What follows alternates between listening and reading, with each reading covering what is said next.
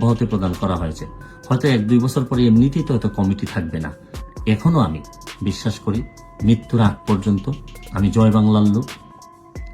শুরু করিতেছি মহান আল্লাহর নামে, যিনি পরম করুণাময় এবং অত্যন্ত দয়ালু। আপনারা জেনেছেন যে সাময়িকভাবে অব্যাহতি প্রদান করা হয়েছে, যে এখানে রিয়াকশনটা হচ্ছে গিয়ে খুবই পজিটিভ। আমি বিশ্বাস করি দল যখন কোনো সিদ্ধান্ত নেয় তখন দলের ভালো হবে এরকম চিন্তা করেই সিদ্ধান্ত নেয়। জয় বাংলা, বঙ্গবন্ধু এটি ওতপ্রোতভাবে জড়িত। যারা জয় বাংলা এবং বঙ্গবন্ধুতে বিশ্বাস করে না তাদের নৈতিকভাবে কোনো অধিকারই থাকে না এই বাংলাদেশে থাকার। কারণ আমাদের বঙ্গবন্ধু হচ্ছেন গিয়ে 1000 বছরের শ্রেষ্ঠ বাঙালি জাতির জন্য।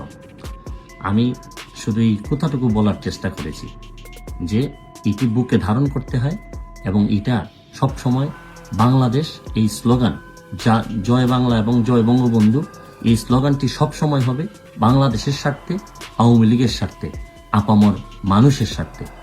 এই পদ থেকে আমাকে অব্যাহতি দেওয়ার জন্য আমার মন খারাপ হয়নি। আমার মন খারাপ হয়েছে হচ্ছে কি যারা আমাকে খুব আশা করে আমাকে এই পদে নিয়ে আসছিলেন। আপনারা জানেন যে এইবারের কোনো ধরনের লুটপাট বা লেনদেন করে কেউ এখানে নেতা হয় নাই।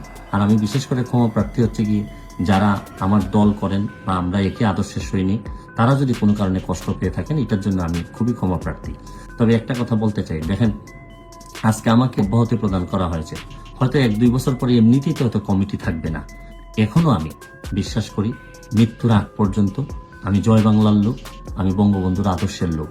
আর বেসিকলি যদি কেউ বাংলাদেশকে ভালোবাসে, বাংলাদেশের মানুষের জন্য কাজ করে, তাকে আসলে বঙ্গবন্ধুর আদর্শের লোকই বলে বিবেচনা করা হবে। কারণ বঙ্গবন্ধু আজীবন সংগ্রাম করে গেছেন বাংলাদেশের মানুষের জন্য।